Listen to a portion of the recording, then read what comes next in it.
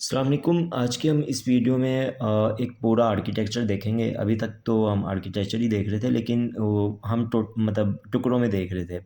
इस बार हम क्या करेंगे, हम उन सारे टुकड़ों को एक ही जगह पर कंबाइन करके देखेंगे कि अब वो बिग पिक्चर में किस तरह का लग रहा है। ठीक है, तो चलते हैं वीडियो की तरफ।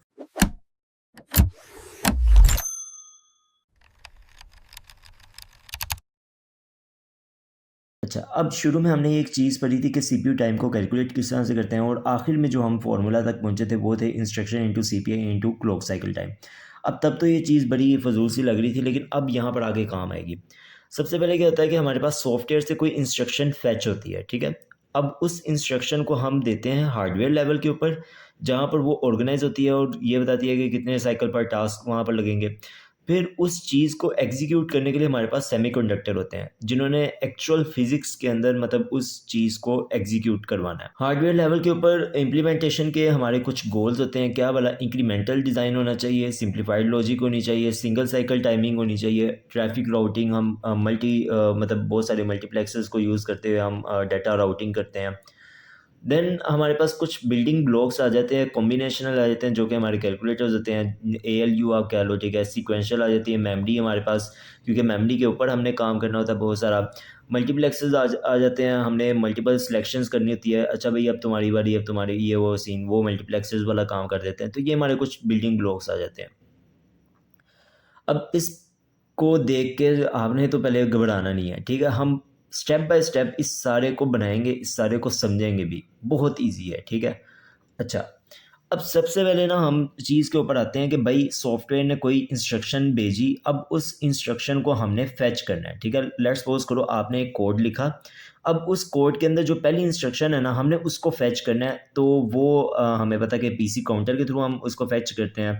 पीसी काउंटर जहाँ पर पॉइंट कर रहा होता है, हमने वही इंस्ट्रक्शन उठाते हैं और उसी को परफॉर्म करते हैं। ठीक है। अच्छा, अब ये एक बेसिक सा इसका ब्लॉक है। देखें, यहाँ पर ये पीसी है, पीसी का रजिस्टर है, ठीक है। इसने एक जगह पर पॉइंट किया हुआ है और उसका एड्रेस इसके अंदर है, पीसी के अंदर, ठीक है। अब वो एड्रेस वो यहाँ पर दे रहा है एक ब्लॉक के अंदर, कि जहाँ पर वो कह रहा है कि ये रीड एड्रेस करो, ठीक है। और ये इंस्ट्रक्शन मेमोरी है पूरी। फिर वहाँ से वो इंस्ट्रक्शन को फेच करता है और आगे भेज देता है, ठीक है। और उसके पैरेलली क्या काम हो रहा है कि पीसी एक एडर में जा रहा है, साथ में 4 एक एडर हो रहा है, ठीक है। क्योंकि हमने ये भी देखा हुआ है कि जब इंस्ट्रक्शन एक एग्जीक्यूट हो रही होती है, तो पीसी के अंदर नेक्स्ट इंस्ट्रक्शन का एड्रेस आ चुका होता है। तो वो यहाँ से आता है कि पहले से जैसे ही मतलब ये एड्रेस आगे जाता है इंस्ट्रक्शन, वैसे ही पीसी के अंदर 4 का इंक्रीमेंट होता है, क्योंकि हर 4 बाइट के बाद हमारे पास अगली इंस्ट्रक्शन पड़ी होती है। ये ऐड होके दोबारा पीसी के अंदर आ जाता है और नेक्स्ट इंस्ट्रक्शन का जो हमारे पास एड्रेस होता है वो पीसी के अंदर आ जाता है। ये हमारे पास इंस्ट्रक्शन फेच हो गई है। अच्छा, अब अगर मैं यहाँ पर इसको थोड़ा-सा मार्क करता जाऊँ, तो हमने अभी तक क्या काम किया, हमने ये पीसी वाला काम किया, ठीक है। हमने इसको यहाँ से इंस्ट्रक्शन फेच कर लिया और हमने इस एडर को ऐड कर लिया और ये आगे भेज दिए, ठीक है। अभी तक हमने इतना सा काम किया। ओके, तो नेक्स्ट हमारे पास डिकोड है। अब जो इंस्ट्रक्शन आ गई है उसको डिकोड करना है, उसको रीड करना है। वो कर क्या रही है, लोड की इंस्ट्रक्शन है, ऐड की है, सब्ट्रैक्शन की है, मल्टीप्लिकेशन की है, जो भी है, ठीक है। उस इंस्ट्रक्शन को हमने डिकोड करना है और देखना है वो कर क्या रही है, और फिर हमने उसके ऊपर एएलयू का फंक्शन मतलब अप्लाई कर देना है, ठीक है। ओके, तो यहाँ पर ये हमने चीज़ ना शुरू वाले लेक्चर्स में पढ़ी थी कि रजिस्टर्स किस तरह से काम करते हैं। एक रजिस्टर 1 है, रजिस्टर 2 है, एक राइट का रजिस्टर है, राइट डाटा की पिन है हमारे पास, और ये हमारे पास कंट्रोलर है कि डाटा राइट करवाना है कि नहीं करवाना। फिर ये हमारे पास आउटपुट है, ठीक है। ये सारा हमने पहले देखा हुआ है। अब ये एक बेसिक सी चीज़ है कि मतलब हमने ना यहाँ से ये सारा कंट्रोल कर रहा है कि आपने कौन सा रजिस्टर राइट करना है, रीड करना है, वो वाली सारी चीज़ें हैं। अब अगर इस चीज़ को मैं यहाँ पर पुट कर दूँ, तो पीसी हमने कर लिया हुआ था, एड्रेस भी कर लिया था, एडर भी कर लिया था, ये वाला, ठीक है। अब यहाँ से जो इंस्ट्रक्शन फेच हुई है, अब उसको हमने यहाँ पर ले आए हैं, ठीक है। यहाँ पर आके अब हम देख रहे हैं कि अगर रीड करना है तो रीड करवा दो, राइट करना है तो राइट करवा दो, वो सारा सीन है, ठीक है। ये भी एक बिल्डिंग ब्लॉक हमारा हो गया। अब हमारे पास जो हमें पता चल गया भाई इंस्ट्रक्शन क्या है, हमने उसको उसको ना फेच भी कर लिया। अब हमने उससे जो मुतल्लिक रजिस्टर्स चाहिए थे वो भी हमने निकाल लिए हैं। अब आता है हमारा एएलयू वाला पार्ट, कि हमने उसके ऊपर ना प्रोसेसिंग करनी है और उसके ऊपर कोई ना कोई कैलकुलेशन करके और उसका रिज़ल्ट स्टोर वगैरह करवाना है, ठीक है। तो ये ब्रेन ऑफ द ब्रेन ये कह रहे हो। अब यहाँ से जो डाटा हमारे पास आया उसको हमने ALU के अंदर भेजना है, ठीक है। ALU के अंदर हम भेजेंगे, उसके अंदर जो भी ऑपरेशंस हुए हैं। अब ALU अगेन हमने एक लाइक बिगर पिक्चर में हमने देखा था कि किस तरह से ALU के अंदर एडर, सब्ट्रैक्टर और मतलब जो भी सारा कुछ है वो ALU के अंदर होता है, ठीक है। तो यहाँ से जो भी उसने जो फंक्शन होगा उसका, और हमें ये भी पता है कि ALU को हम मल्टीप्लेक्सर के थ्रू हैंडल करते हैं। तो अगर आपने ऐड करना है तो वो वाला मतलब बिट ऑन कर दो, वगैरह वगैरह जो भी है। तो यहाँ से जो हमारे पास कैलकुलेशन होगी वो होके ये इन पिन से हमारे पास आगे आ जाएगी। तो यहाँ ये भी हो गया। अच्छा जी, ये भी हो गया। अब यहाँ से हमने डाटा आगे भेज के इस ALU के अंदर भेज दिया हुआ है, ठीक है। अब अगला हमारा क्या काम होगा, हमने इस वाली चीज़ को देखना कि ये क्या काम कर रही है, बाकी हम बाद में देखते हैं। ओके, अब जो भी हमारे पास जो कैलकुलेशन है ALU के थ्रू वो हमारे पास हो चुकी हुई है। अब हमने उसको मेमोरी के अंदर रखवाना है, या वहाँ से मतलब हमने देखी थी ना लोड इंस्ट्रक्शन के, हम मेमोरी से चीज़ को कोई डाटा को लेकर आते हैं, उसको रजिस्टर के अंदर रखते हैं, या फिर हम रजिस्टर से कोई डाटा मेमोरी के अंदर रखते हैं। तो ये हमारे पास यहाँ पर ना मेमोरी एक्सेस हो रही है। तो हम देखते हैं अब मेमोरी को हम किस तरह से हैंडल करते हैं। उसके लिए ये सीन है कि हमारे पास एड्रेस आता है, राइट डाटा आता है, हमारे पास मेमोरी राइट की एक पिन है, ठीक है, और यहाँ से हम रीड डाटा करते हैं। मतलब डाटा मेमोरी की एक बेसिक सी ये बिल्डिंग ब्लॉक है, ठीक है। अब इसी चीज़ को अगर हम यहाँ पर पुट कर दें, ठीक है, तो ये चीज़ हमारे पास ALU से जो भी रिज़ल्ट होके आ गया, ठीक है, वो यहाँ पर आ गया। अब उसके एड्रेस के अंदर कोई स्टोर करवाना है या कोई डाटा राइट करवाना है, वो चीज़ आ गई, ठीक है। अब उसको हम आगे भेज देते हैं। ओके, यहाँ तक अगर मैं इसको थोड़ा-सा रिकॉल करूँ तो ये क्या है, हमने PC लिया, PC से इंस्ट्रक्शन को फेच किया, उसको यहाँ से इंस्ट्रक्शन मेमोरी से हमने उस पूरी इंस्ट्रक्शन को डिकोड करके यानी कि आगे भेज दिया। यहाँ से हमने रजिस्टर पकड़े काम-काम के और उसको आगे भेज दिया। यहाँ से हमने उसके ऊपर ऑपरेशन परफ़ॉर्म करके जो रिज़ल्ट आया उसको आगे भेज दिया। यहाँ से हमने क्या किया कि जो भी जिस एड्रेस के ऊपर रखवाना है वो राइट डाटा कर दो, और जो जिस एड्रेस के ऊपर रखवाना है वो कर दो, और आगे हमने इस मक्स के ऊपर भेज दिया। तो ये एक थोड़ा-सा फ़्लो है।